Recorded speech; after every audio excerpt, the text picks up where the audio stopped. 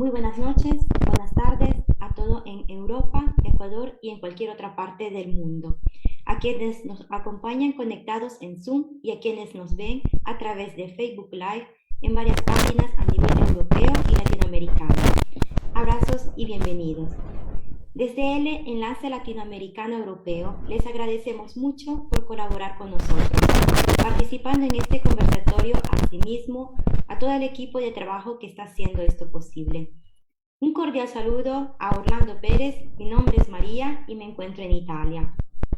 Él le da la más cordial bienvenida a este espacio y es un honor poder tenerlo con nosotros con el tema ¿Qué se juega el país durante las elecciones del 11 de abril de 2021? Orlando es licenciado en periodismo por la Universidad de La Habana. Además ha realizado estudios de literatura y es diplomado en gerencia de medios. Trabajó para diferentes medios de comunicación en Ecuador y México, articulista en varios momentos para el diario Hoy, subdirector y sucesivamente director del diario El Telégrafo entre el 2011 y 2013. Cubrió el evento de negociaciones de paz entre la FARC y el gobierno colombiano en 1999.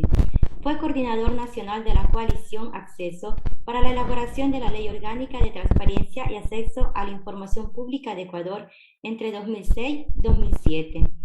Fue nombrado secretario de la Comunicación de la Asamblea Constituyente de Ecuador en 2007. Autor de los libros Wikileaks en la mitad del mundo, que trata sobre los cables de la Embajada de Estados Unidos en Ecuador, fechados desde el 2005 a 2009, entregado por Wikileaks a El Telégrafo. En 2014 presentó junto a Nelson Silva el libro Caso Chevron, La verdad no contamina, con el cual recibió el premio Eloy Alfaro, símbolo de la libertad, por su investigación en 2015. Recibió también el Premio Nacional de Periodismo Eugenio Espejo en 2008 y el Premio al Mejor Periodista de Prensa Escrita, entregado por la Confederación Nacional de Periodistas de Ecuador en 2013. Actualmente es director del canal Telesur en Ecuador. Dicho esto, ahora paso la palabra a Orlando, recordándole que cuenta con unos 20 a 25 minutos para presentar y unos 15 a 20 minutos para responder las preguntas. Bienvenido, tiene la palabra Orlando. Gracias María, gracias a todos, gracias a Bélgica en particular, siempre recordada amiga, a la que extraño mucho no tenerla por acá y yo no estar por allá también para conversar y tener esas largas conversaciones que hemos tenido en otras ocasiones. Gracias a todos los demás porque evidentemente vivimos un momento de tensión, de una sana tensión, de una expectativa enorme, con muchas ganas de que llegue el día de mañana y que ojalá a estas horas o un poquito más tarde ya tengamos la grata sorpresa y la gran noticia de haber recuperado la paz. Para nosotros eso es muy, pero muy importante porque efectivamente han sido 4 años duros, tensos, intensos, dolorosos, con desarraigo, con exilio, con salidas forzosas, con persecuciones, con juicios instaurados, montajes judiciales, fake news, linchamiento mediático, y sobre todo para todos los ecuatorianos en general, también ha sido el sentir de cerca, incluso para algunas generaciones que no sabían del significado que tenía el neoliberalismo, la aplicación de un ajuste neoliberal, ahora por fin lo saben, lo sienten y efectivamente conocen de cerca lo que significa aplicar las recetas del Fondo Monetario Internacional con desempleo, con reducción del aparato del Estado, de privatizar algunas cosas, no de manera indirecta, pero eso ya lo veremos más adelante. Pero también se sabe del significado que tiene la represión, como ocurrió en octubre del 2019, y también es válido decirlo a vísperas de cumplirse 2 años de la salida del arresto forzado y forzoso de Julian Assange desde la Embajada del Ecuador en Londres. Que eso me parece que es muy importante tenerlo en cuenta, no dejarlo, no olvidarlo. Mañana son 2 años de un acto bochornoso para la historia del Ecuador que quedará marcado en la historia de la diplomacia como la peor afrenta que pudo haber recibido un país como el Ecuador después de lo que hizo el que se denomina presidente de este país, Lenín Moreno Garcés. Así que no quiero resumir, pero sí quiero sobre todo recordar algunos hechos muy significativos porque la pregunta que se ha planteado este encuentro con ustedes es qué se juega el Ecuador. Y yo creo que el resumen se queda corto frente a lo que nosotros queremos efectivamente proyectar hacia el futuro. Entonces yo dividiría en dos esta intervención porque la primera es un balance político, digamos, más en perspectiva histórica de lo que ha pasado, y una segunda también las posibilidades, las expectativas que se generan alrededor. Entonces, la primera parte, yo lo que mencionaría aquí es una. Primero, obviamente, el Ecuador ha vivido los últimos 4 años una intensa confrontación política, pero sobre todo una intensa aplicación económica desde una hegemonía incluso externa para satisfacer ciertos intereses y ciertas posturas ideológicas desde el exterior. Eso evidentemente solamente se lo pudo hacer en la perspectiva de lo que ya muchos consideran la traición, pero yo quisiera más bien hablar de la cooptación de un gobierno y de un presidente que efectivamente está cooptado, comprado por las fuerzas financieras, bancarias, por las fuerzas mediáticas del Ecuador. Y yo creo que ahí habría que entrar en ese elemento que es clave. Eso además solamente fue posible y lo pudo lograr el señor Lenín Moreno Garcés en la medida que contó con el apoyo y el sustento, la plataforma mediática para garantizar a su gobierno y a sus políticas una supuesta legitimidad en ese aspecto. Entonces, me parece que esto ocurre en momentos, además, en que en Estados Unidos estaba Donald Trump como presidente y efectivamente había una ofensiva hacia América Latina para destruir el movimiento progresista de nuestra región. Entonces yo diría que incluso hay que tener muy clara la película en este aspecto, porque si no hubiese tenido a la prensa de su lado, si no tenía a los banqueros y a los empresarios de las grandes cámaras, porque ni siquiera todos los empresarios estaban con él, y también a la embajada, a las élites militares y policiales, muy difícilmente, como incluso al principio se constató, muy difícilmente podía haber logrado lo que hizo. Yo diría que incluso buena parte de su éxito es que no tuvo el eco necesario de las barbaridades que cometía en la prensa porque otra hubiese sido la realidad. Poco a poco esa prensa se fue distanciando y poco a poco la gente comenzó a entender, digo en la mayoría, no digo que en particular unos pocos, sino en general una mayoría comenzó a entender quién era Lenín Moreno Garcés y sobre todo quién era el aparato político que lo sustentaba. Entonces me parece que estos 4 años prácticamente ya, además se pueden dividir entre la consulta popular del 2018 y octubre del 2019, que quiero hacer énfasis en estos dos hechos históricos que son fundamentales. Cuando digo que el aparato mediático lo consolidó fue pues también porque en la consulta popular pudo obtener el triunfo que tuvo porque el aparato mediático y algunos partidos de izquierda y otros que ahora se han distanciado del señor Lenín Moreno apoyaron esa consulta y ahora se quieren lavar las manos. Entonces ya sabemos del MPD, el Partido Socialista, el rolosismo, en general cooptaron esa consulta para supuestamente desmontar el correísmo y ya sabemos que eso qué significado tiene. Después de eso ya saben lo que vino, es decir, vino un consejo de participación con el señor Julio César Trujillo, que le han querido poner los altares y creo que ojalá esté en otro lado del universo y de la historia, porque él logró, obviamente, con todo el aparato mediático, con todo el aparato político, institucional, instaurar un proceso de desinstitucionalización, obviamente, pero que además significó darle todo el sustento a la Fiscalía, a la Contraloría, a la Procuraduría, es decir, a los organismos de control, las facilidades para la persecución política más implacable que hemos tenido hasta este momento. Y eso obviamente ocurrió en febrero del 2018 y parecería que con eso allanaron el camino precisamente para todo lo que vino después. Y sí, en el plano económico pudieron firmar el acuerdo con el Fondo Monetario, pudieron tomar medidas, tuvieron la oportunidad de mandar leyes a la Asamblea para aprobar incluso proyectos que no estaban bien sustentados y que tenían obviamente muchas dificultades en el orden jurídico, procedimental para poder ser aprobados, pero lo aprobaron igual, les dio lo mismo si se aprobaba con errores o no errores, tenían el aval de la Asamblea, tenían el aval de la Corte Constitucional. No se olviden, además, me estoy olvidando de que por primera vez en la historia hubo vacancia constitucional en este país para nombrar una corte, vacancia constitucional. Si esto escucháramos, hubiésemos detenido durante los 10 años de la Revolución Ciudadana, nos estarían restregando en la cara todo el tiempo como normalmente lo hacen, incluso con mentiras y falsedades. Y el otro momento que evidentemente ya deviene de todo lo ocurrido desde febrero del 2018 es octubre del 2019. Y digo, estos dos momentos son clave para entender lo que estamos viviendo ahora, porque sin febrero del 2018 y sin octubre del 2018, este proceso electoral no tendría el resultado que tiene este momento.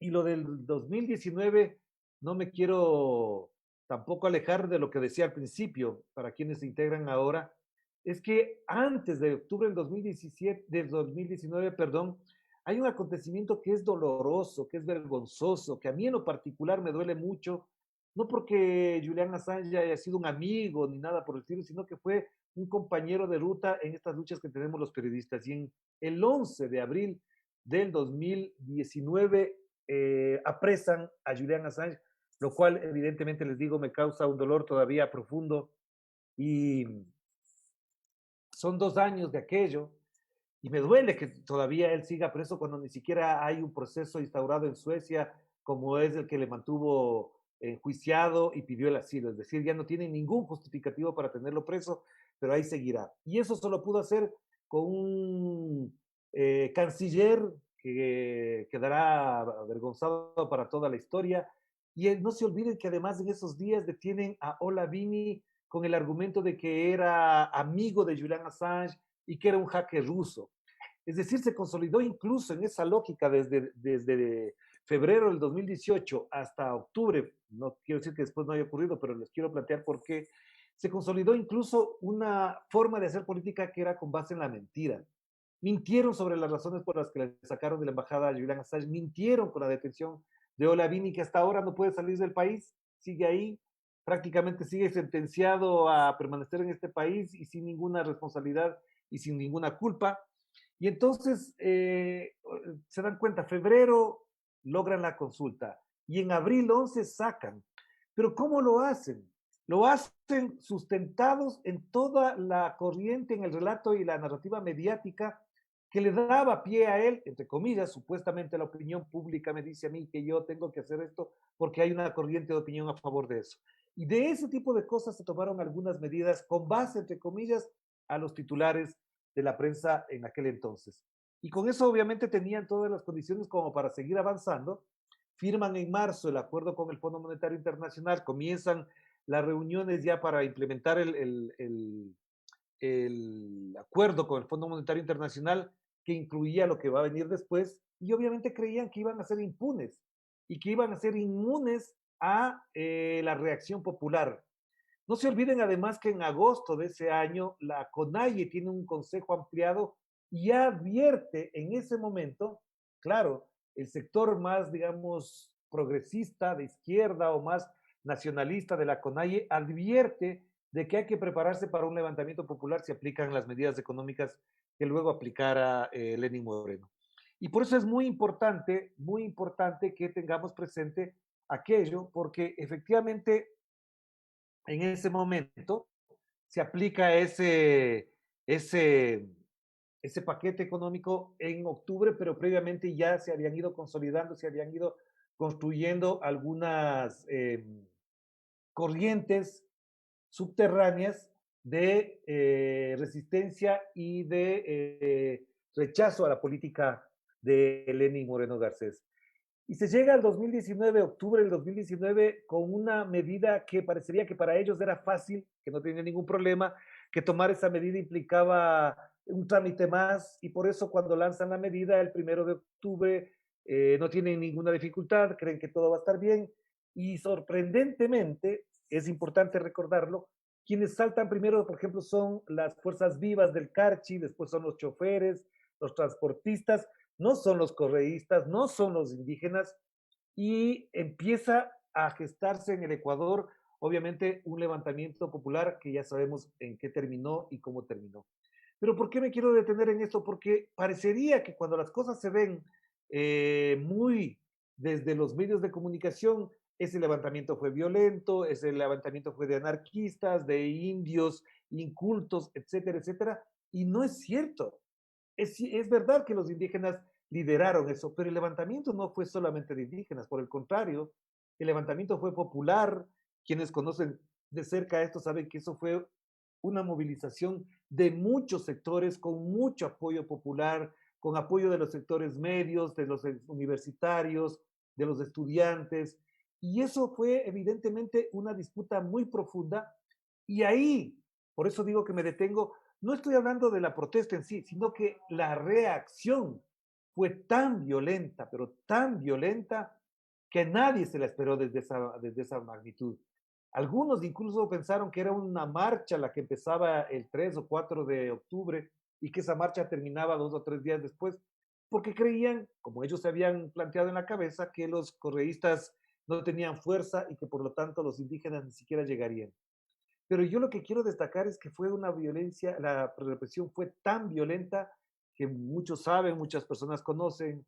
Ya tengo algunos años de haber participado en protestas estudiantiles. Nunca había sentido ni había vivido una cosa tan violenta y tan fuerte como la que vivimos en esos días. Bastaba pararse en un edificio a los alrededores del Ejido, en la zona de la 12 de octubre, por ahí, para ver la magnitud de la cantidad de gases lacrimógenos y el modo en que reprimía la policía. Ya digo, no solo a indígenas, que sí es importante, es importantísimo destacar su rol, pero también muchos estudiantes, muchos sectores medios.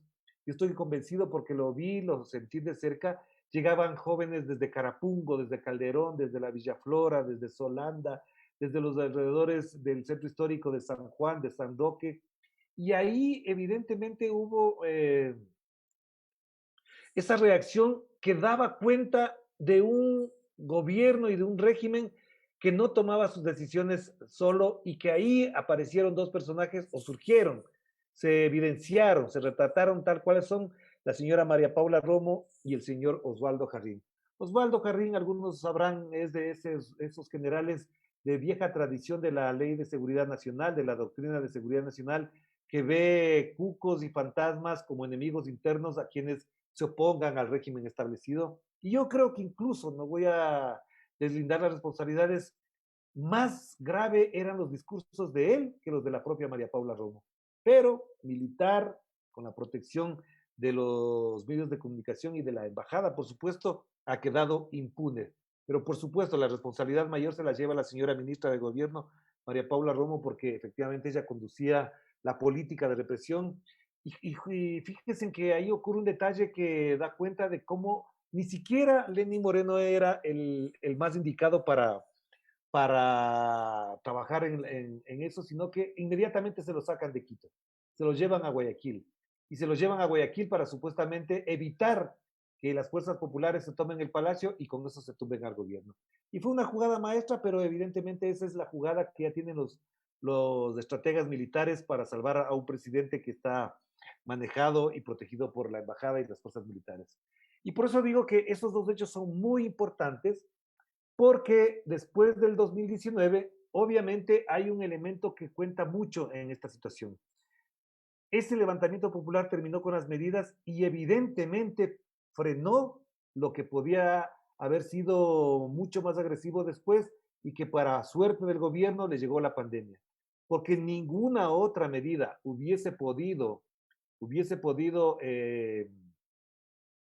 ninguna medida hubiese podido aplicar Lenín Moreno Garcés si es que no existía la pandemia, porque ya era imposible que pudiese hacerlo.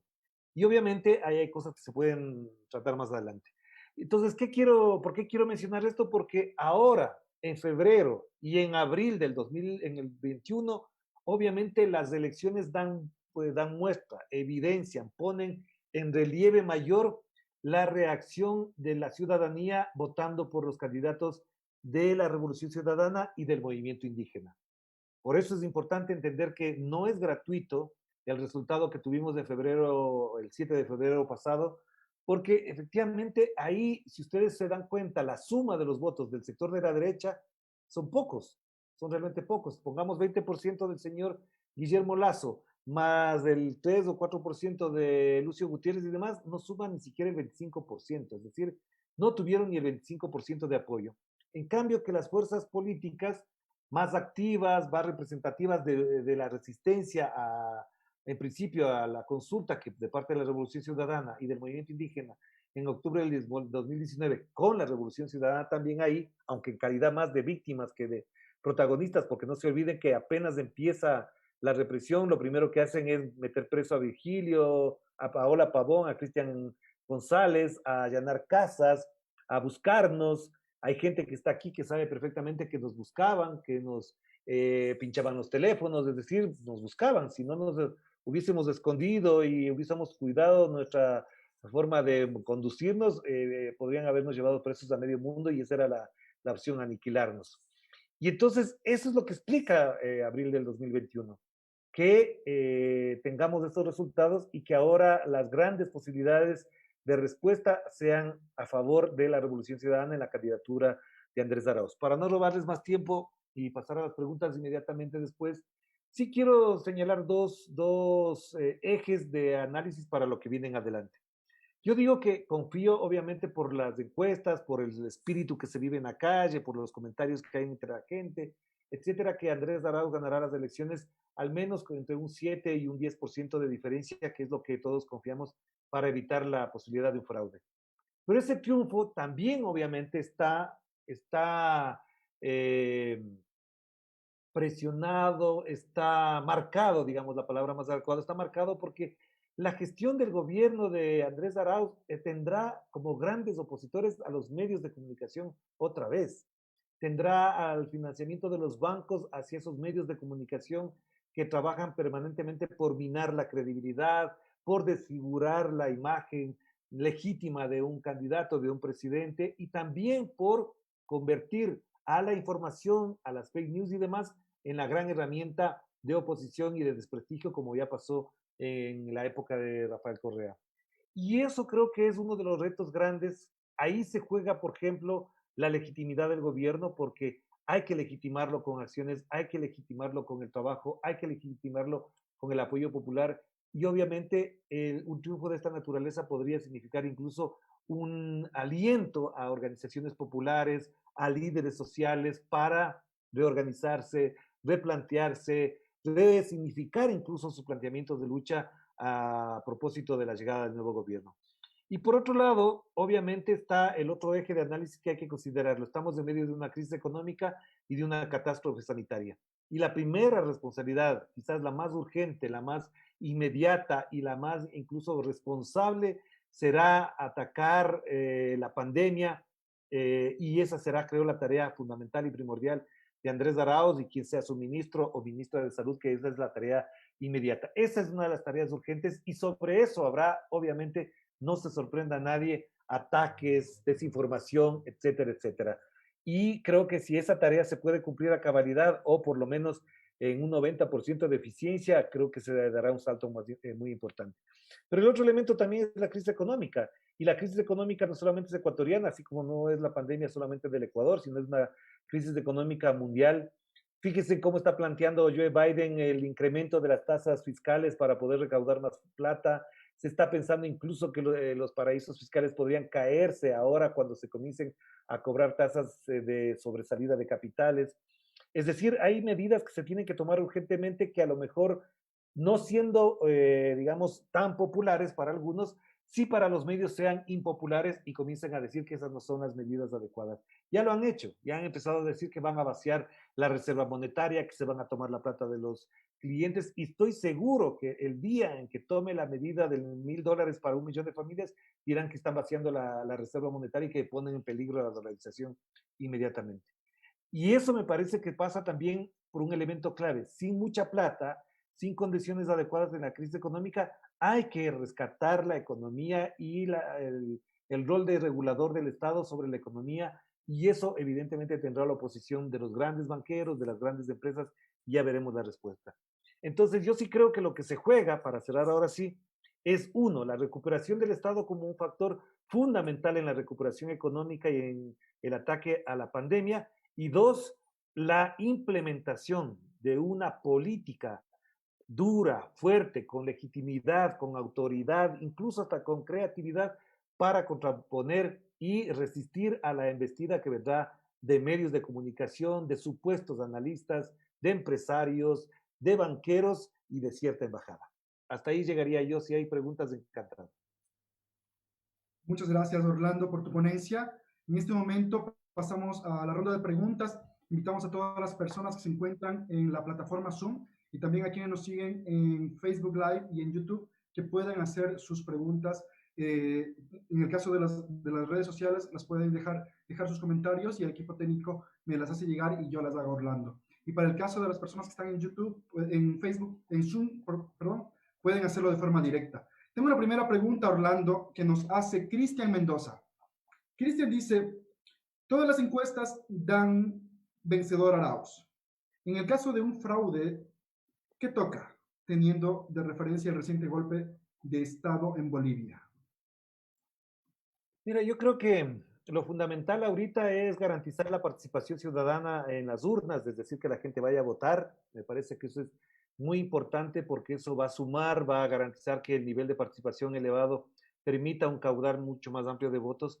Pero lo segundo que ya se ha trabajado, de lo que tengo entendido, de lo que me informan, me informo, es que el control electoral tiene que ser potente, poderoso, no solamente en Europa, en las capitales de provincias de acá, sino en los cantones, en las parroquias, donde por suerte se ha implementado, por suerte se ha implementado un control electoral que espero dé los resultados adecuados y que cada uno, si es posible, tome la foto de su papeleta, que tome la foto del acta de cada junta electoral para tener el registro y se suba al control electoral de la página web de Andrés Arauz, que creo que es clave en ese sentido. Me parece que eso es lo segundo.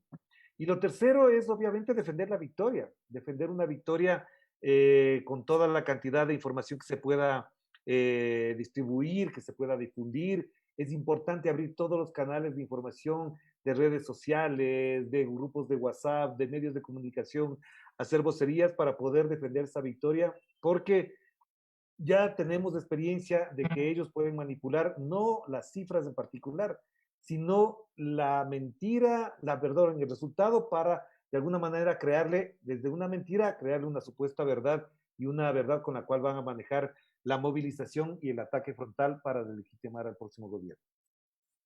Muchas gracias, Orlando. Tengo otra persona acá, Marcelo Quiroz, nos dice, según usted, ¿en qué porcentaje Lazo ha manejado o ha gobernado con Lenín Moreno?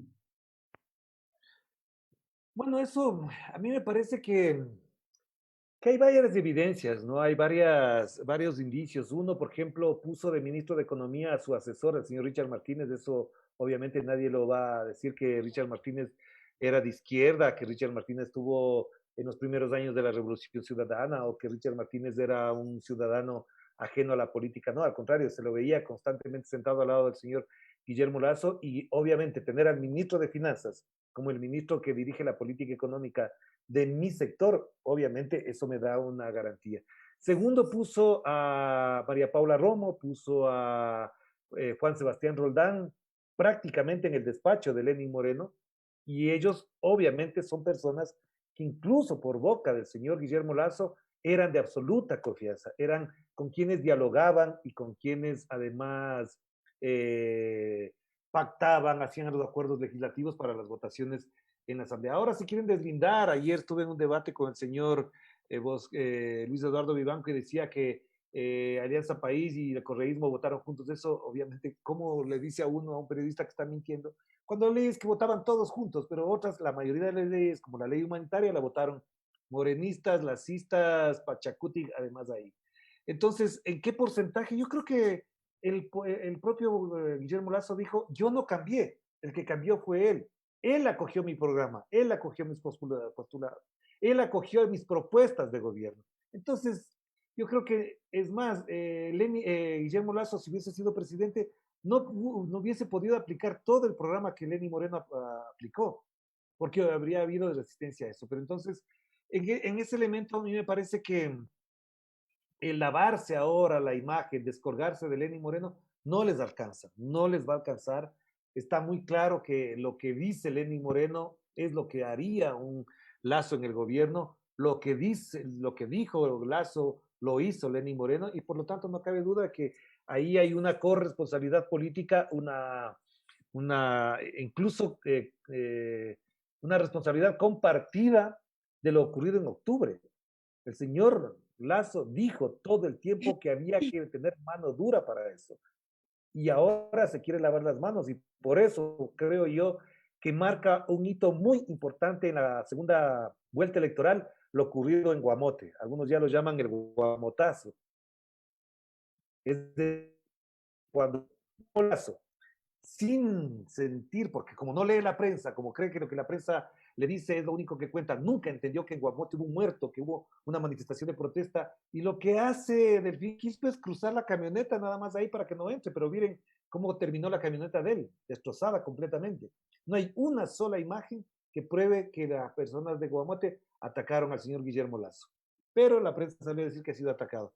Pero lo que digo es que él es tan corresponsable incluso de los delitos de lesa humanidad, porque auspició, estimuló mano dura contra los que decía, contra los bárbaros, contra los criminales.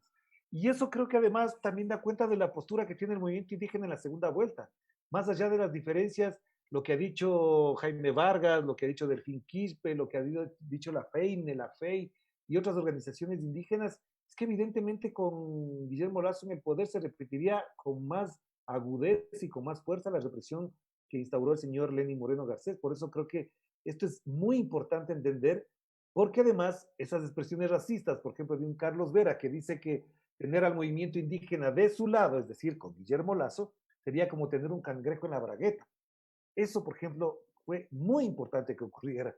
Y por otro lado, que salga esta semana el señor Otto Sonner-Hosner a decir que apoya a Guillermo Lasso, qué mejor prueba tenemos de que ese es un bloque político de la derecha que va a jugarse el todo por Guillermo Lasso. Muchas gracias, Orlando. Tenemos aquí a Marta. Marta, por favor, si puedes, le pueden darle acceso a su micrófono. Si te puedes presentar y desde dónde nos estás llamando, Marta. Muchas gracias. Muy buenas noches, Orlando. Soy una migrante que vive en Hamburgo desde hace muchos años y muy activa también defendiendo lo que realmente ganamos en 10 años y que en estos 4 años de desgobierno se ha destrozado. Yo estoy muy nerviosa. Si yo estoy nerviosa estando de acá tan lejos, me imagino cómo estarán allá en el Ecuador. Mi gran preocupación es, yo digo, vamos a ganar, ¿ya? Pero vamos a tener que cuidar mucho el voto. Pero así como también decía usted, bueno, lo que viene después.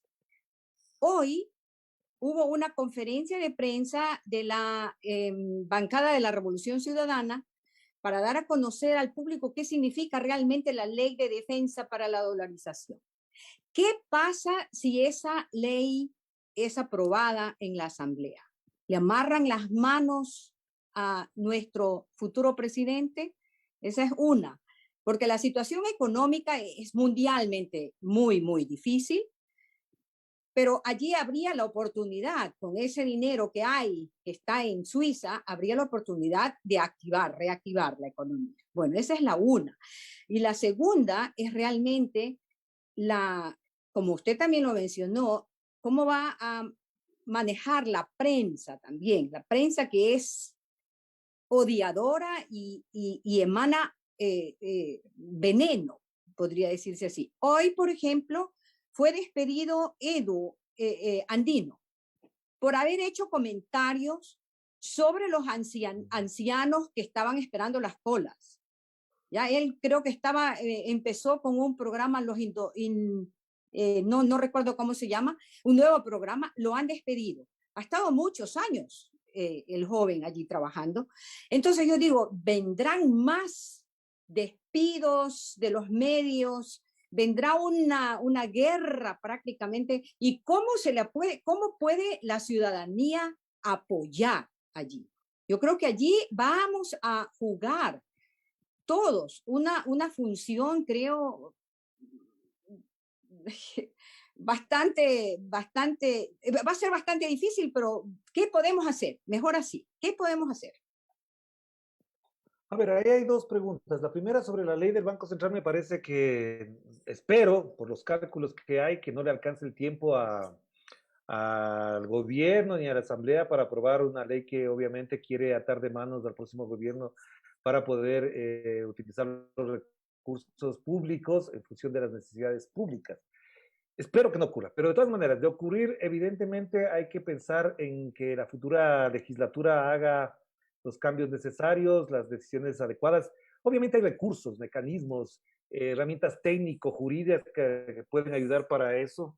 Y creo que eso en la capacidad, en el conocimiento que tiene Andrés sobre estos temas es clave. Yo confío mucho en la capacidad técnica, tecnocrática, si quieren, de Andrés Arauz, pero sobre todo también del equipo que él implementará para dirigir la política económica del gobierno. Entonces me parece que a pesar de que es una amenaza, de que es un riesgo, la Asamblea podría rechazar o no le alcanza el tiempo al actual gobierno y también la otra es que puede utilizar herramientas técnicas para resolver ese problema.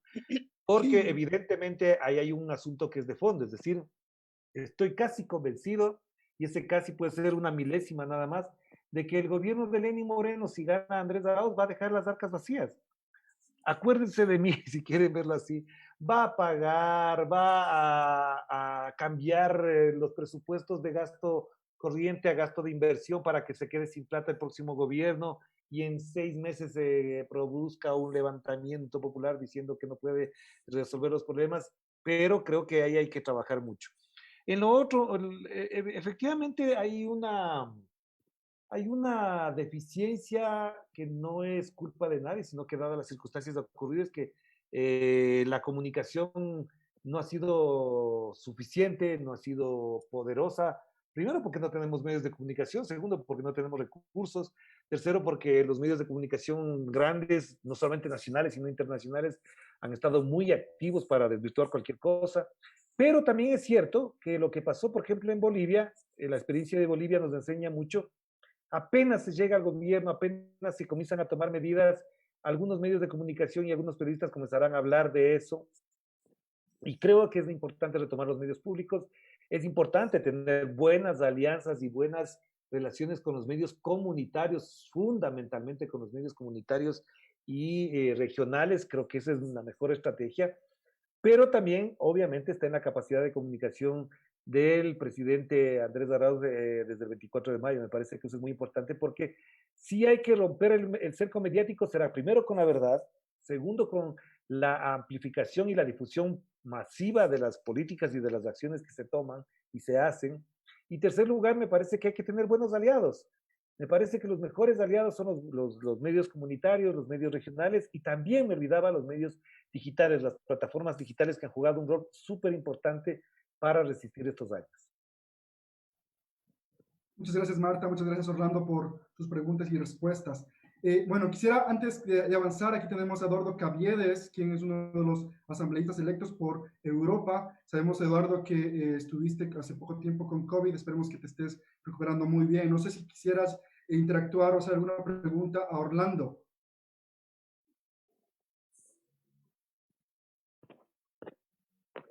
Ahí lo tenemos. No, creo que nos escuchó. Ahí estamos. ¿Tienes acceso? Te doy ahora acceso con tu micrófono. Bueno, yo te voy a hacer una contrapregunta para cerrar este bloque. Sabemos que tenemos cortos minutos para tenerte aquí, Orlando. Te preguntamos qué se juega en las elecciones de mañana. Me gustaría preguntarte qué pasaría en el caso de que por cualquier medio llegara a ganar Lasso. ¿Cuál es el escenario que tú podrías ver en un gobierno de Lasso? O sea, primero ni me quiero ni imaginar, no me quiero ni imaginar que eso llegue a ocurrir. De ocurrir en el escenario ese improbable, es muy fuerte lo que puede venir en adelante, porque digo que si bien es cierto que Lenín Moreno fue agresivo, en cambio, en el plano político, ideológico, un Guillermo Lasso cuenta con todos los recursos y todas las herramientas como para acentuar. Es más, yo diría que incluso todo lo que ha dicho en la segunda vuelta, ofrecimientos de aquí, ofrecimientos de allá, se acabarán ahí.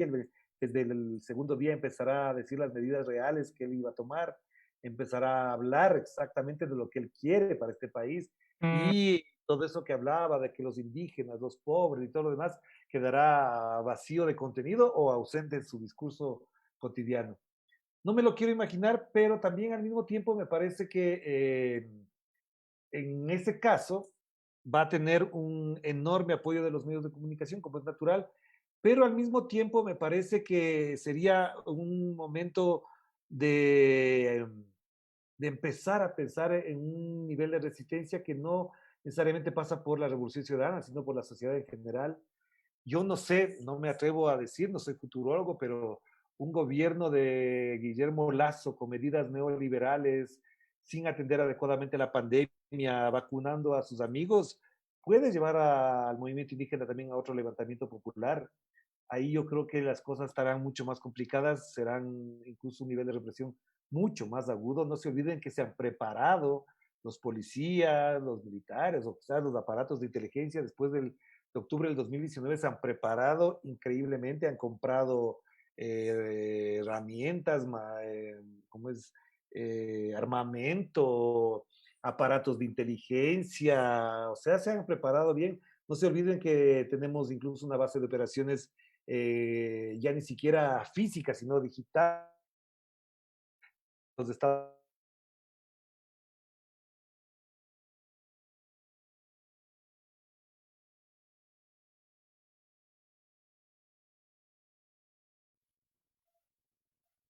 económico, pero sobre todo desde el punto de vista social, porque la reacción sería muy fuerte tanto del gobierno como también de la población.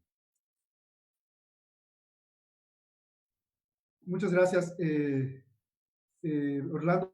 Te perdí por un minuto. Bueno, espero que no haya pasado a todo lo mismo. Ahora tienes el micrófono activado. Perfecto, Eduardo, te escuchamos. Ahora sí me escuchan. Fuerte y claro. Bueno, muchas saludos a todos, saludos a todos, saludo al ponente, he estado escuchando con mucha atención.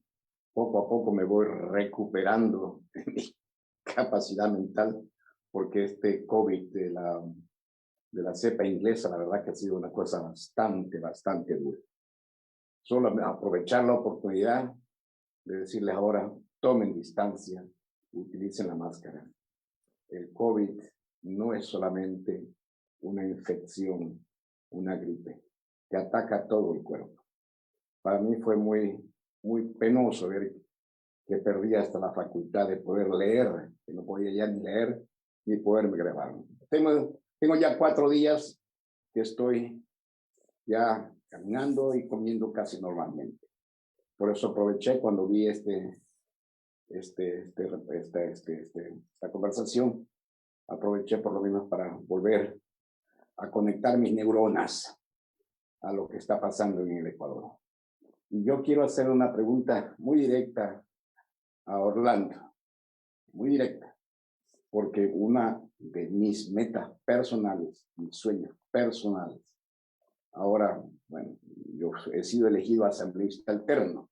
Eso solamente es, prácticamente yo actuaría cuando la compañera Esther Cuesta esté impedida de poder actuar por enfermedad, por salud, por lo que sea. Pero una de mis metas personales es, tanto en Europa, ya lo logramos, formando la Revolución Ciudadana, el Movimiento de Revolución Ciudadana, y para el Ecuador, una de las formas de poder resistir la embestida que el mismo Orlando lo ha descrito después cuando Arauz sea presidente, que así lo va a ser, y eso es lo que esperamos, es la necesidad que existe. Si lo ven ustedes, mucha gente habla de eso, la necesidad que existe de volver nuevamente a fundar nuestro partido del Movimiento de Revolución Ciudadana, de que exista un empoderamiento popular y que exista un partido como lo fue antiguamente Alianza País, de la cual ya ni el nombre quiero mencionarlo, pero hay que volver a crear ese partido precisamente para eso, para defender al presidente, defender al que está en el poder. ¿Cómo ven ustedes eso? No se habla de eso, porque eso es una de las cosas para mí elementales y principales después de ganar las elecciones. Una semana después de ganar las elecciones, lo he dicho siempre, me dedicaré solamente a lo que yo pueda hacer es a reorganizar y a refundar ese partido. Tenemos que tener un partido que defienda al poder popular, que tenga acceso al poder popular. Gracias. Dime tu opinión, me gustaría escucharte, Orlando. Gracias. Gracias, Eduardo. Espero que te mejores pronto, que estés muy bien y ya cuando vengas a ejercer tus tareas, evidentemente podamos conversar personalmente y trabajar conjuntamente también, por supuesto. A ver, acabas de tocar un tema o una tecla clave en este panorama político, que es una de las cosas que me gustan muchísimo. Por aquí le veo a Mariana, le veo a Bélgica, le veo a Ilonka también por ahí, que saben que de esto he hablado un montón. A mí me parece que es muy importante lo que acabas de preguntar, Eduardo, porque quizás ahí entramos en uno de los temas y problemas que no se han abordado y que creo que se tienen que resolver, como tú decías, de manera urgente.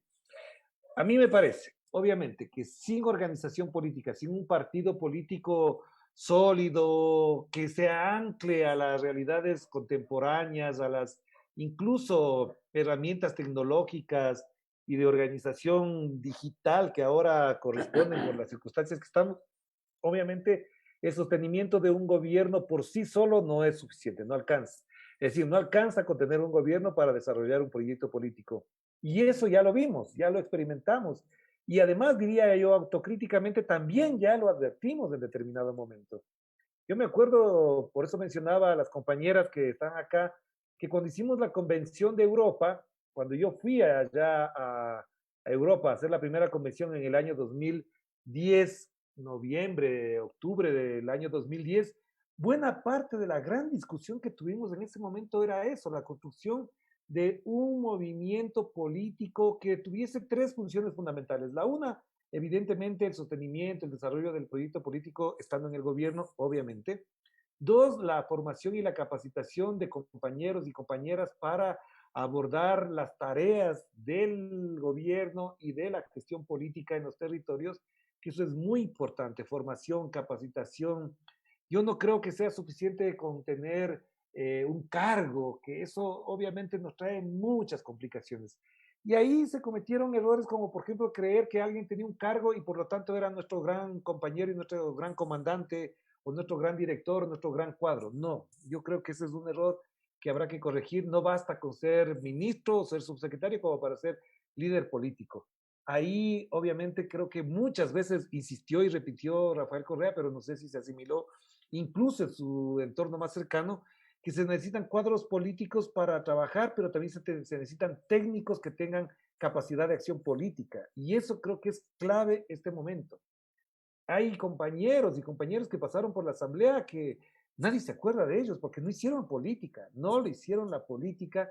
Y el tercer elemento que a mí me parece muy importante, esa organización, ese partido, ese movimiento, como lo quieran llamar, tiene que tener la capacidad de hacer política, aunque parezca absurdo lo que estoy diciendo. Es decir, es un movimiento que haga política, no que solamente haga la gestión gubernamental, que pueda atender lazos, acuerdos con organizaciones, que pueda entablar incluso relaciones políticas con organizaciones que sin ser afines o aliadas puedan significar un modo de hacer, de fortalecer la democracia.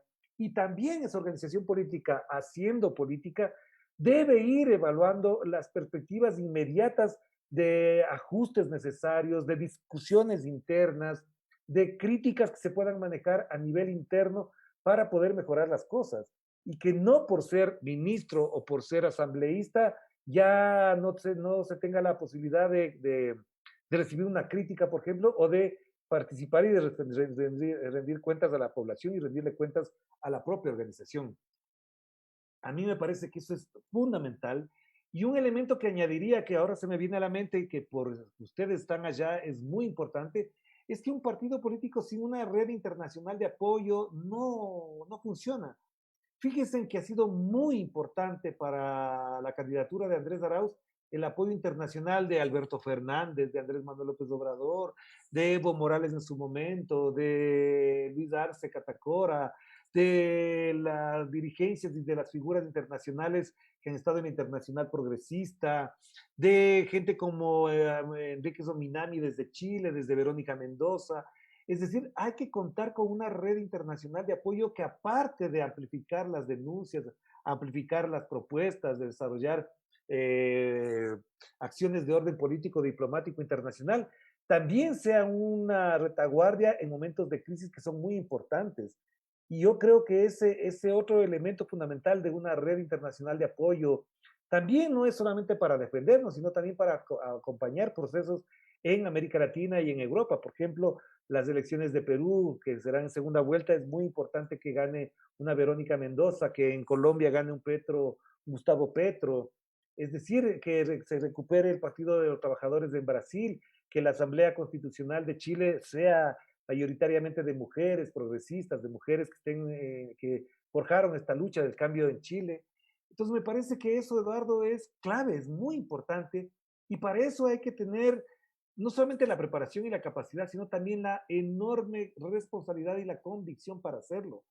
Porque es cierto que las tareas de gobernar son difíciles y ocupan mucho tiempo, y por eso hay que tener cuadros, personas dedicadas exclusivamente a ese trabajo, y pasa también porque ese trabajo sea condensado, sea alimentado con buenas lecturas, con buenos debates, con la creación y la proliferación de un montón de argumentos teóricos, políticos y filosóficos que son muy importantes para entender incluso el cambio que está viviendo la humanidad después de la pandemia, el cambio que va a venir con la post-pandemia.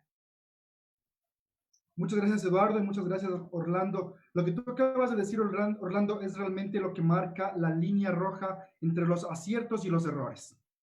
Porque esos mismos fueron muchos de los errores del gobierno de Rafael Correa, cuando se empezó a reciclar cuadros políticos de dirección y te dabas cuenta que tenías ministros que están totalmente desalineados al proyecto político. Y después de repente la sorpresa de que esas mismas personas que pones a dirigir el país, pues son los que te boicotean el proyecto, ¿no? Entonces, definitivamente una de las cosas inmediatas que tendrá que trabajar Andrés Arauz y su movimiento, pues será la construcción de este gran partido político. Orlando, te escuchan en todo el mundo, te escuchan en Latinoamérica, te escuchan en Europa, también tenemos gente que nos escucha en Canadá y en Estados Unidos. Nos gustaría tu mensaje final antes de que te despidas, y sabemos que tienes otras cosas que hacer y el tiempo también muy valioso que nos has regalado. Por favor, tus últimas palabras en este conversatorio. Gracias, compañeros de lo bueno, poco dice el refrán, y también las urgencias que tenemos por acá a propósito de la campaña, de la cobertura en particular, que es lo que me corresponde a mí. Obviamente nos tiene con los tiempos apretados. Le decía a Bélgica que esto da para hablar mucho, pero obviamente los tiempos nos obligan a reducir. Pero yo quisiera señalar dos cosas que son, a propósito de lo que hemos conversado o hemos planteado, se me vienen a la mente. Una, obviamente, este es un momento muy importante que va a estimular a mucha gente, que va a levantar el ánimo de mucha gente, y tenemos que ser absolutamente militantes en eso para estimular el ánimo de nuestra gente. Si nosotros no somos capaces de que nuestra propia familia, la gente no vote por Arauz, entonces no estamos haciendo nada bien las cosas. Es decir, hay que estimular, hay que hablar, hay que trabajar diariamente. Desde el día lunes empieza una batalla de otra dimensión, de otra naturaleza, pero también es muy satisfactorio que hayamos ganado esto. Les quiero decir, evidentemente, en 4 años, con todo en contra, sin plata, con los compañeros en el exilio, Rafael imposibilitado, aunque no fuese candidato de no estar aquí. Es decir, han sido todas las adversidades, y eso a veces hace mucho más rico el triunfo y hace mucho más placentero ganar una campaña electoral, pero también al mismo tiempo no nos quedemos en los laureles, no nos durmamos en los laureles. Creo que, como decía al principio, hay unos desafíos enormes. Eso pasa incluso por revisar lo que tú mencionabas de algunos errores que se cometieron, algunas correcciones que hay que hacer. Yo confío muchísimo en la capacidad de Andrés, pero obviamente Andrés no lo hace todo solo. Creo que un error que pueda cometer un ministro, un asambleísta o cualquier compañero, le caerán a él, aunque no tenga nada que ver. es decir, evitar, por ejemplo, la corrupción, eso me parece que es clave. Un mínimo acto de corrupción será un gran escándalo en este país y por eso hay que tener cuidado, pero sobre todo lo que sí les pido y me pediré yo siempre es que hay que denunciar inmediatamente. Ya he escuchado por ahí gente que dice que están cobrando por puestos para el próximo gobierno. Ojalá no sea cierto, pero son rumores y ojalá el que sepa lo pueda denunciar. A las personas que me han dicho eso, les he dicho, eso hay que denunciar inmediatamente. Si es que ya empezaron o empezó alguien en particular a hacer esas cosas, hay que denunciarlo de inmediato y que seamos nosotros, que no sea el Villavicencio, que no sea Balda, que no sea Andrés Páez, los que nos saquen los cueros al sol después. Entonces me parece que hay que tener una enorme responsabilidad en el cuidado de la gestión, porque eso es importante. Y la segunda cosa que creo que sí es importante a propósito de lo que tú mencionabas, Diego, de el exterior, a mí me parece que hay que ir consolidando redes, no en el plano que hablaba casi al final de redes de apoyo internacional, sino más bien redes que nos permitan incluso amplificar mejor la gestión hacia afuera, establecer acuerdos, tener buenos contactos con personalidades, con instituciones, incluso para mejorar la formación y la capacitación de la gente. Es muy importante que si hay alguien que está en Estados Unidos, en Europa, en Argentina, en Chile, y pueda venir a ayudar a la gestión, sea muy importante, pero también es muy importante que la gente que está en esos países pueda ayudar con colaboraciones en el plano teórico, académico, técnico-administrativo, que produzca cosas, porque hacen falta, o sea, hacen falta, y les digo, cosas muy importantes. Y también me parece que es advertir que la pandemia nos ha puesto a pensar en cosas que nosotros no habíamos pensado nunca.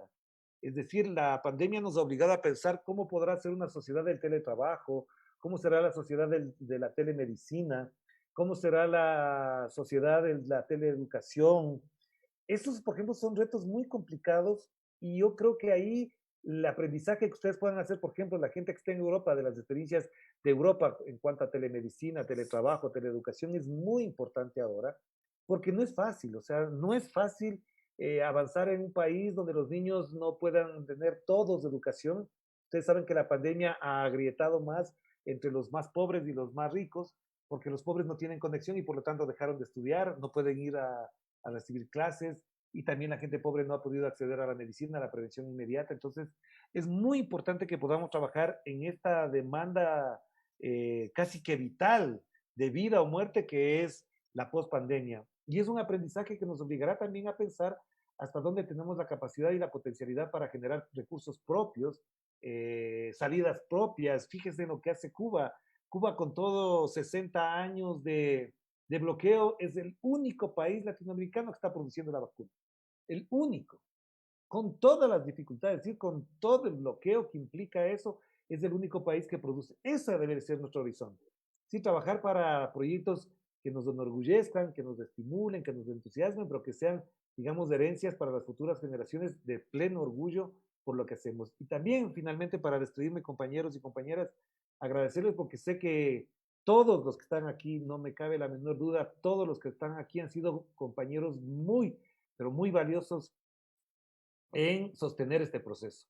Les digo de todo corazón, sé de compañeras y compañeros, aquí está por ejemplo Gladys, la misma Bélgica, Ilonka, Mariana, Eduardo, se me pueden pasar otros compañeros que cuando hemos necesitado el apoyo, cuando hemos estado por allá y hemos buscado participar en algo, han estado abiertas las puertas para darnos una mano, para, no digo en particular a mí, estoy hablando en general, pero han sido todos ustedes unos compañeros muy, pero muy importantes para sostener esto.